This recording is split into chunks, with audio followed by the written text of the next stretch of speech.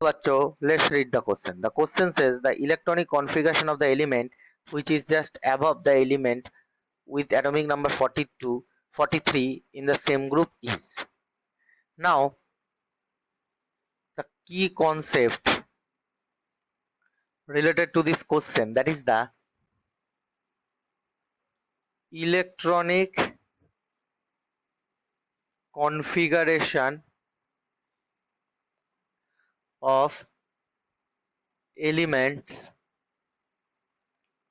having same group. अगर same group में अगर एलिमेंट है तो उसका इलेक्ट्रॉनिक कॉन्फ़िगरेशन क्या होगा.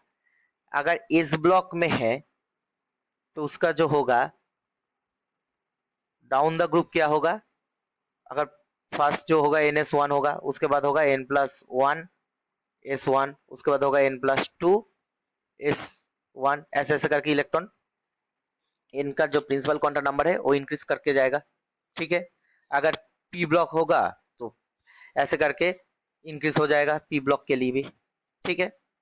तो इसका मतलब जो सेम एलिमेंट होता है वो सेम ब्लॉक अगर एक ही ग्रुप सेम ग्रुप में है, इसका मतलब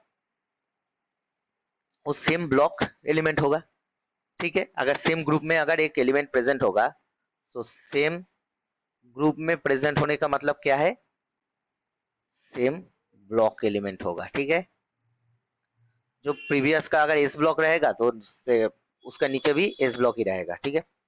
अब बोला है 43 एक एटॉमिक नंबर है. अगर 43 है तो इसको एटॉमिक नंबर को इलेक्ट्रॉनिक कॉन्फ़िगरेशन लिख लेते हैं 1s2 2s2 2p6 3s2 3p6 then 4s2 3d10. अब कितने इलेक्ट्रॉन हुआ है 2 2 4 6 10 2 12 12 plus 6 18 18 plus 2 20 20 plus 10 30. Then 4p6 that is 36. Then 4s 4p. Okay. Then coming to 5s 5s2 that is 30 42. And then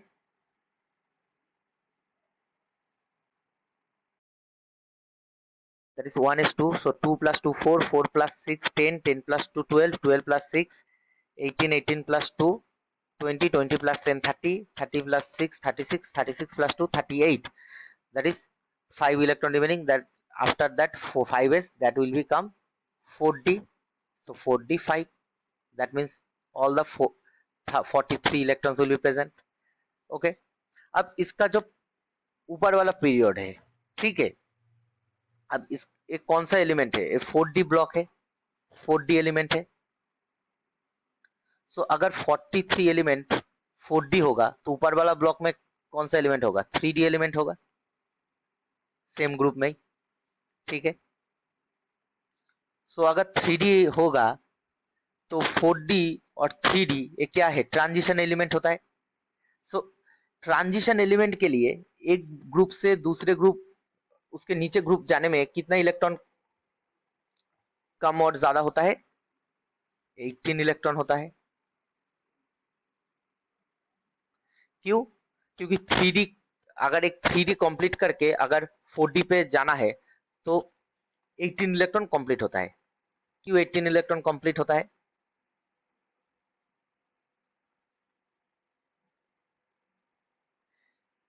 क्योंकि 3d का electron क्या है, d का electron होता है 10 प्लस s ऑर्बिटल है उसमें कितने इलेक्ट्रॉन आ जाता है 2. उसके बाद एक p ऑर्बिटल आता है उसमें इलेक्ट्रॉन आता है 6. सो 10 plus 2 plus 6, so that will be 18. क्योंकि 3d के बाद क्या आते हैं, 3d के बाद एक p आएगा. ठीक है. जो p है वो क्या आएगा, 4p आएगा उसमें 6 इलेक्ट्रॉन है. और एक s ऑर्बिटल आएगा 5s उसमें भी 2 इलेक्ट्रॉन है. और 3d और के बाद 4d, 3d में कितना इलेक्ट्रॉन होता है, 10 इलेक्ट्रॉन होता है. 10 इलेक्ट्रॉन होता है, ठीक है। और 4D में भी 10 इलेक्ट्रॉन होता है। सो 3D के बाद अगर 4D में जाना जाना है तो उसमें क्या होता है, 4p और 5s को क्रॉस करते हैं तो 6 + 2 8, और 3D सेम कॉन्फ़िगरेशन से 3D से 4D जाने में 10 इलेक्ट्रॉन लगता है। सो टोटल 18 इलेक्ट्रॉन होता है। तो इसका मतलब जो ऊपर वाला जो पीरियड है उसमें कितने इलेक्ट्रॉन कम होगा, 43 - 18 दैट इज 25 इलेक्ट्रॉन होगा। सो अब 18 इलेक्ट्रॉन जो है, ठीक है, वो कहाँ से निकल जाएगा, 1s2, 2s2, 2p6, 3s2, 3p6, 4s2। अब कितना आ गया, 2 2 4, 4 + 6 10, 10 + 2 12, 12 + 6 18, 18 + 2 20, देन 3d 5 हो गया।